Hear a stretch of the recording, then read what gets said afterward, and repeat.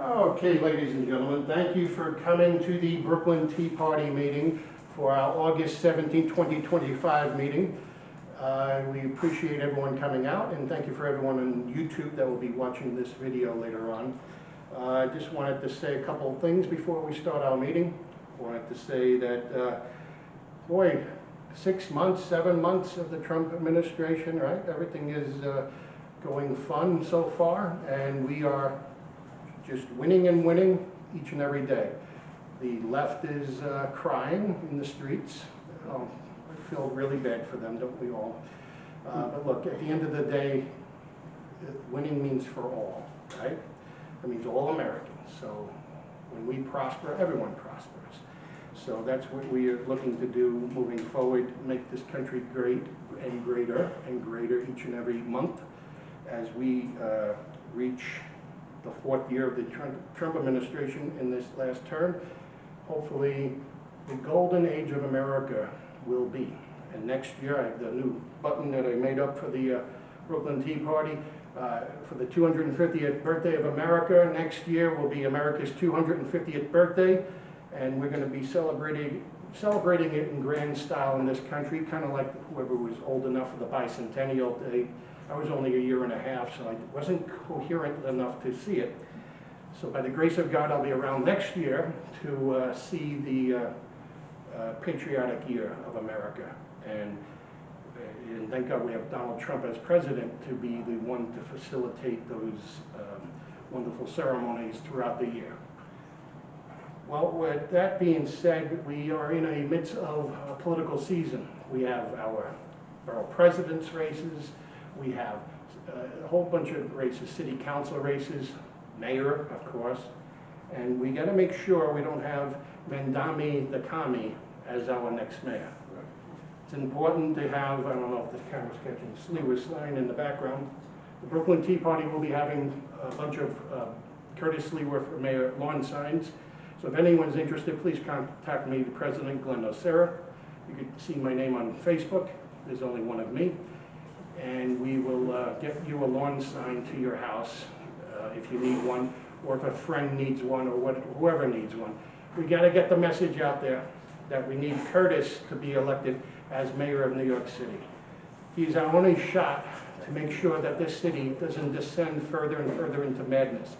Yesterday, even though the crime stats, as they say, is going down, there was 3 people shot and dead at a restaurant and 8 wounded in a club, which also prior in 2022 also had a shooting. No one died at that time. It was a hookah type of Caribbean restaurant. 10 shootings last week. 10 shootings last week. Perception. Well, hopefully that's not just an outlier of what's to come, like Chicago, like they have a communist mayor. And then when we have our communist mayor, that will make prostitution legal and all these wonderful fun vices just free on the streets. Look, at the end of the day, guys, real estate, whoever owns a home, will be affected. The prices will be going down if people just want to get the heck out of here. We know there's a big flight of people leaving our state. Just look at your old neighbors. If you happen to be in a neighborhood for a long time, what happened to them? They all moved to Florida.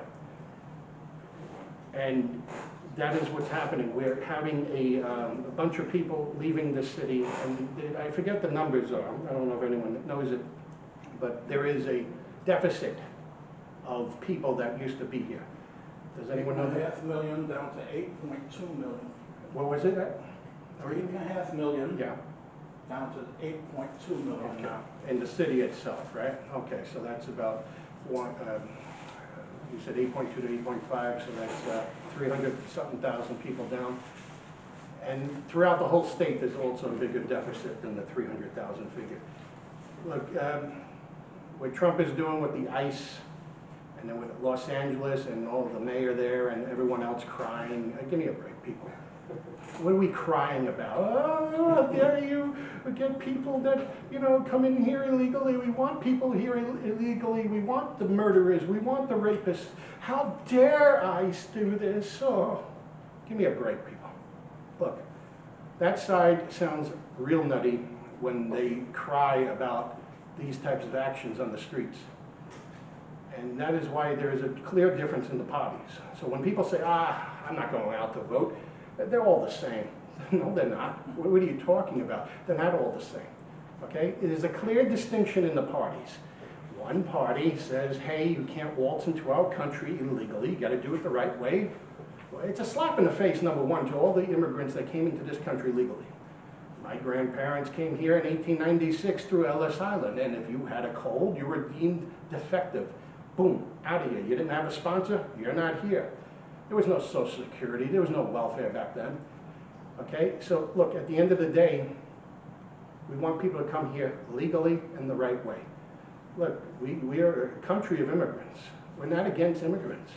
We're against not following the laws of our country.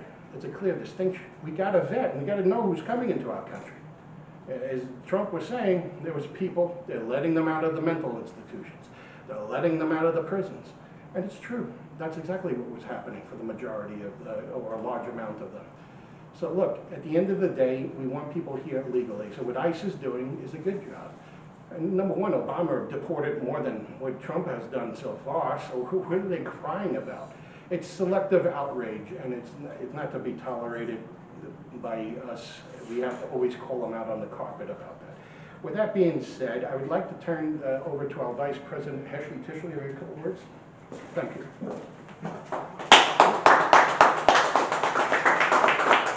Thank you, Mr. President. Thank you, honorable guests.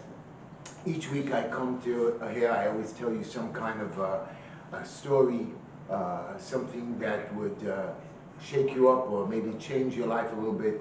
And by the way, Glenn, by this bicentennial, I was 13, and I was going to have a good life, and my father was ready to retire, a Holocaust survivor, and he was ready to move away, and he passed away that year. And I never moved, and I stayed in this great city, in this great Brooklyn town, and I continued to learn to raise a family, foster children, and so on. Most of you know what I've done. I want to tell you a little story that I was sitting with a group of people, and a guy comes over and he sees me and he starts to tell a story about a baseball game. And I couldn't believe it. I said, that was the baseball game that I ran with my kids. I work 18, 20-hour days, and I fight for our community. I have constituent service, our honorable guests, and we feed the people. But on Fridays, my kids were little, and I wanted to do something with my children. You can't, being a father and foster father, you can't just ignore the children. Being a citizen here in this town, you have to be honorable. You have to be a good parent. You have to know how to raise your children. You have to know how to work your way through the system. Every Friday, I went to the baseball field here on 18th Avenue with my two little boys. We played baseball. I was a big, tough guy. And as people saw us playing, other little children started to play. The Hasidic children never really played baseball. And they started saying, can we play with you? I bought some extra gloves and balls, and we had 4 kids, 8 kids, 10 kids. As the years went by, and every Friday, because at Friday night I took my kids to the hospital, Saturday volunteering, so Friday was the only day really for me to play baseball with them, the great American sport. The kids got bigger, and I was the pitcher, so I had a great record when they were little, you know, striking them out. But as they got bigger, they were hitting the home runs on me, banging me around. And at the Friday games, we had maybe 20, 25 people, Jewish people, not Jewish people, older people coming to join the game. One week, I was losing badly. I don't know if you know baseball, but we were down by 8 runs, and I was in trouble. And a nice man comes by with a special needs kid, and he says to me, Heshi, can my kid play? And all the other kids are looking, they see he's a special needs kid, they're looking at me. I was losing anyway. I said, yeah, let him join my team. As we sat there, as the game proceeded, we caught up. The runs started to get better. We got tied. And at the end of the game, the little boy was up to bat. And everybody looked at me. And I said, we have to let him hit. And the father was sitting there, and I even saw the tears in the father's eyes. What was I going to do? And I walked and I switched teams, and I took the ball, and I said, the kid's going to bat. And out of the blue, my little son went over to him and started to help the kid hold the bat. I walked up a few things and I pitched the ball and he hit the ball. As the ball bounced, we all told him to run. And the third baseman picked up the ball and he threw the ball over the head of the first baseman. And what I saw next, I couldn't believe. All the kids, everybody playing with us, ran behind the little boy, started screaming, run, run, run.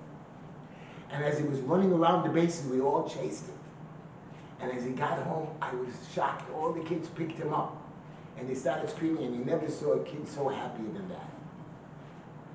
When I looked at the father, I saw tears coming down the father's eyes.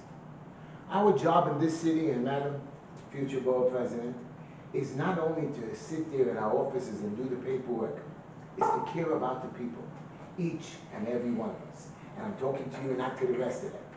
My life has been for our children of this great country, of this great future, of this great city that belongs to all of us. Yesterday, I don't know if you know what happened, it was a great big protest in the city with thousands of people screaming Gaza, Israel, whatever stupidity they want to say. We here in this neighborhood have over 300,000 Jewish people. We are ready to defend ourselves. I can defend myself, but we need you to defend our city, to defend our borough, to defend each and every one of us no matter what. And I tell you all of this today because I thank you for coming. I thank you for showing appreciation to our guests. And may God bless you. May God bless Donald Trump.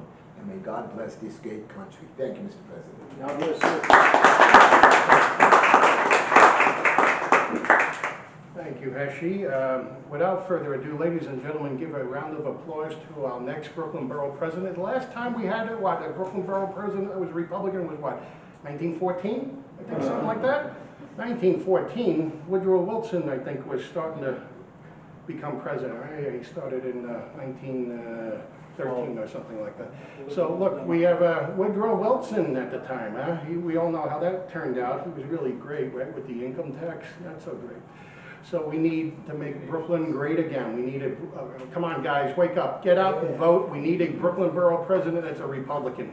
I think it's about time, don't you? Without further ado, ladies and gentlemen, Janine Acquafredda.